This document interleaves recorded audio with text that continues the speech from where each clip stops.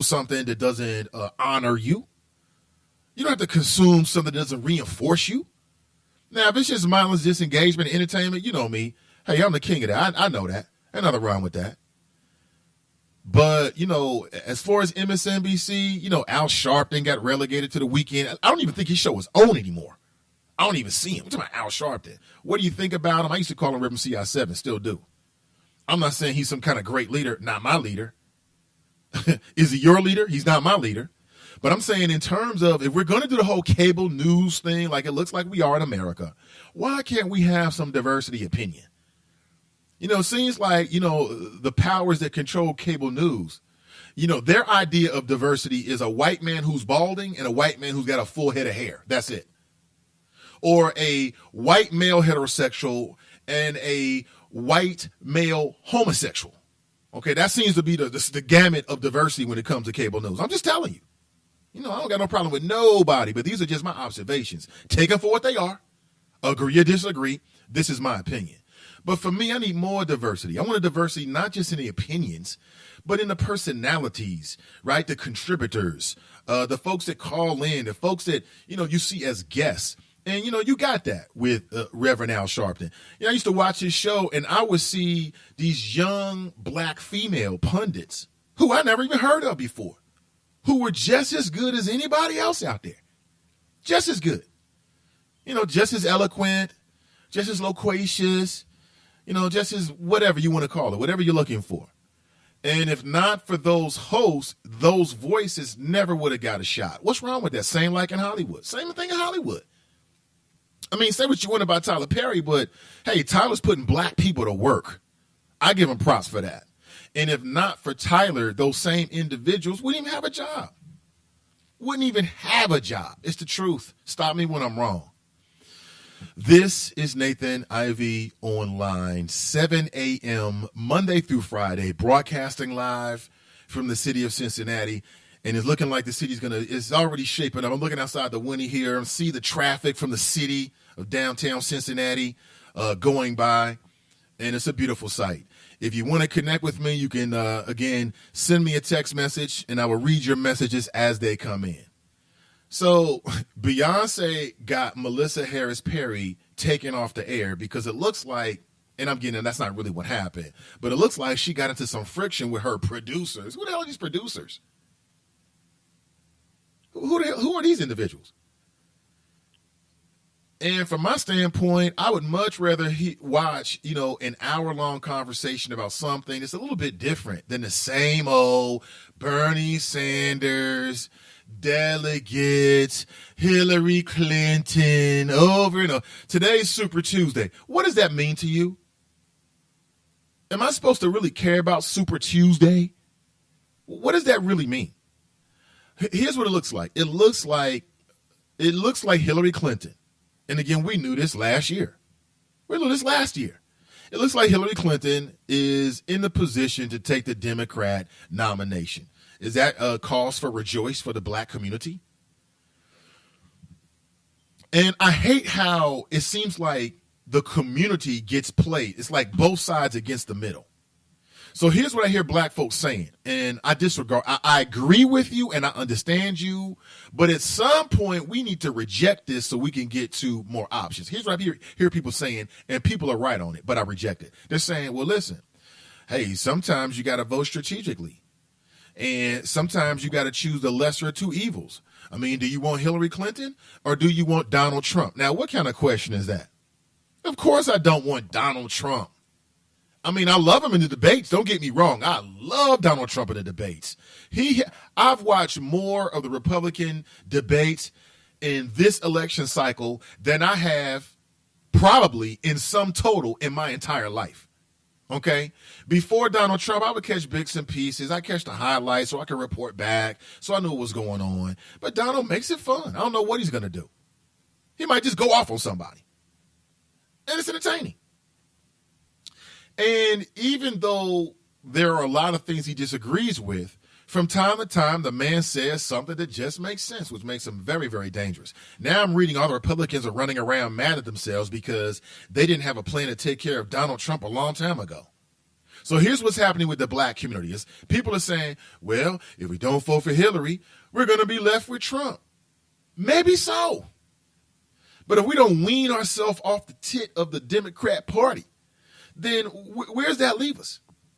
I'm telling you, we need a third party, a fourth party, a fifth party, a people's party, a big tent that encompasses and embraces people no matter what their race is, right? Because they got a common goal, a common experience.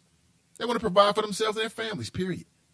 They want to live in a world where if they're working 50 hours a week, they're not living in poverty, which I think is un-American. I don't care what job you have.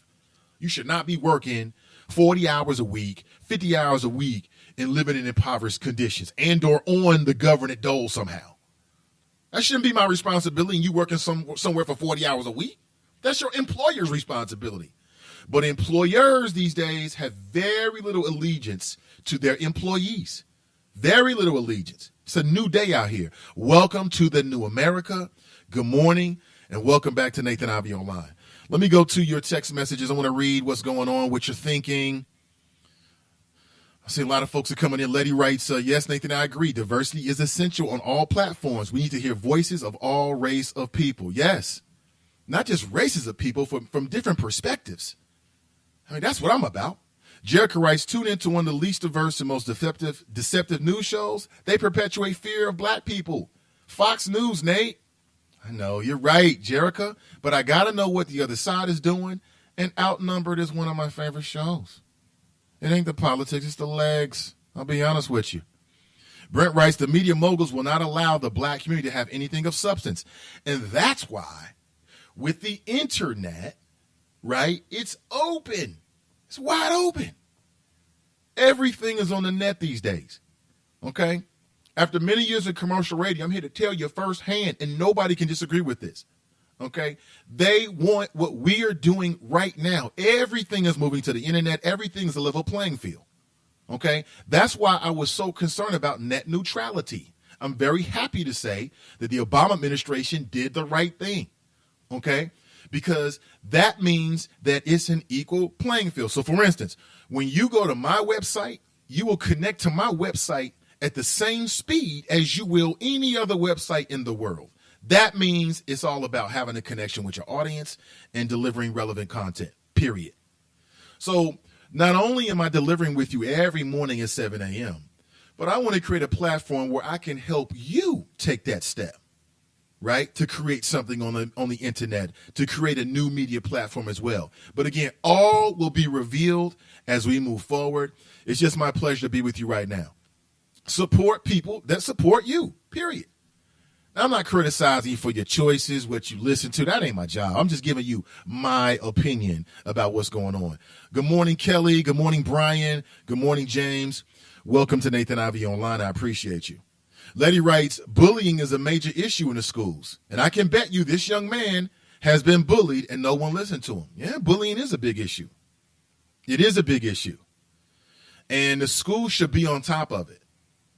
If you show me a kid that's being bullied to the point and it's constant and that he or she is feeling intimidated and it's happening in the school, and I'm going to show you administrators and teachers who are not doing their jobs. Here's the facts, folks. It happens. That's the facts. It happens.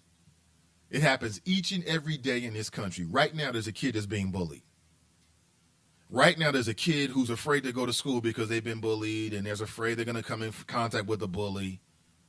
I mean, on one level, when that's a scenario, I don't really feel bad for those individual children that might get maimed or whatever. I'll be honest with you. Same thing with grown folks. I learned a long time ago, leave people the hell alone. Simple as that. And sometimes pain is a great motivator. Now, I know you're thinking, Nate, how can you say that? Because it's the truth. We're human. It's the truth. Pain is a great motivator. Some of these bullies need a brick to the face, period. That'll stop them. But, of course, when you're an administrator and you're a teacher, you can't say that. Well, I'm not a teacher anymore. I'm not an administrator anymore, so I can keep it real with you. I've seen firsthand, okay, as a student, kids getting intimidated. The teacher's got some idea about it, doesn't do anything about it. He or she feels powerless. Now, as an administrator, I never would stand for that. You couldn't do that in front of me. Mr. Nate wasn't going for that. No. But what can be done to address these shootings in the schools? Do we want to put metal detectors up? That's how we need a metal detector at the junior high school. How ghetto is that? That only happens in the urban city, right? We don't want to do that in the suburbs. Okay, what do? Do you have bomb sniffing? Is there such thing as a gun sniffing dog? If so, do you have gun sniffing dogs going through the schools, going through the locker rooms? What do you do? Oh, I know what we should do. We should arm the teachers. That's an idea we should never go for. I'm telling you, some of these teachers mentally just don't have it. They don't have it. Oh, I know what we should do. We should have more officers at the school. Yeah. There's a little girl down in, South Carolina? She got slammed by the teacher, the school resource officer. I bet she doesn't like that idea. So what do? Do we go after the gun manufacturers and blame them? What do we do? I want to get your thoughts about it. What can be done? Or can nothing be done about it? All we can do is react, Nate. Why are so many children, and let me go racial here, why are so many young white children, let's be honest here, let's put a face to it, why are so many young white children going into their school buildings and shooting their classmates that look just like them? Why does the media call it white on white crime? Why? Think about that. Here's what we do. We lock down the schools so that once the kids go in, nobody else can come in. We give them metal detectors. We put chains on all the exits so nobody can slip a gun in. What's that going to do? Lock the kids in case there's an emergency? I'm telling you, I've worked in a school building, and unless you want to go total lockdown, there isn't a whole lot you can do unless you're going to pat down every single student as they walk through the door. Do you have any idea how much manpower that would take? You have any idea how long that would take? What kind of line you would have outside some of these schools if you patted down every single student? But I mean, hey, I want my daughter to be safe in junior high school. And so here's the thing, family. You can't predict this. You can't predict it. You can't predict when it's going to happen. It just happens. You cannot predict it, because if you could predict it, then these school buildings would do something about it beforehand. You can't predict it. You go to school one day, boom. So here's what you do. Let me go back to what Letty said. It's about bullying. Well, there's already efforts to stop bullying in many of these schools. These schools don't want to get hit with some kind of lawsuit from parents because they didn't do their job. They allowed their child to be bullied. They don't want that. They try. But we're all human. I mean, unless you got like 5 teachers for every school, and even if you had 5 teachers for every classroom, things would still happen behind their back. People are human. People are going to be human. And what's the whole deal with this whole bullying thing anyway? Isn't that kind of soft? What do you mean bullied? I mean, bullying is not new. It's not new. You telling me kids in the 50s didn't get bullied? You telling me kids in the 60s didn't get bullied? I'm a 70s baby. I know kids got bullied. You telling me kids in the 70s didn't get bullied? What's the difference between the 60s, the 70s, hey, even the 80s? This is something that's like in the 90s now. This is like a 90s phenomenon. It was the mid-90s when these kids, right, in Columbine went to school and killed a lot of people. I'll tell you what's happening. You got a lot of copycatism. Ever since Columbine, they got so much media attention.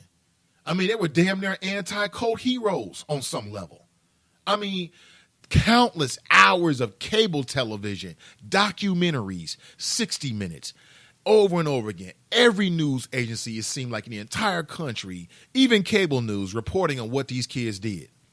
For some of these young people who feel like the world has passed them by, they feel like they don't have any place, they're bullied, maybe they're taking drugs, maybe mommy and daddy don't love me, or whatever the case may be, they're looking like, hey, I can be a star. I can be a star. So is the media to blame because they reported so much about this? Like the first round of shootings, school shootings back in the 90s. And so young folks are like, wait a minute. Wait. I can do what? I can do what? You tell me. David writes, voting does not have the cachet that it once had because the Supreme Court Citizens United basically put a big for sale sign on your government. And it was all always for sale. But this basically allowed corporations to buy officials and